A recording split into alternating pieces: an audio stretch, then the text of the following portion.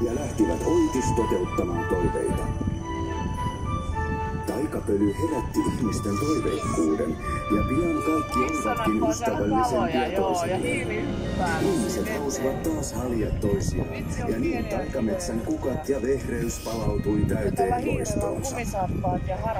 Joten kun haluat toiveesi toteutuvan, muista olla ystävällinen.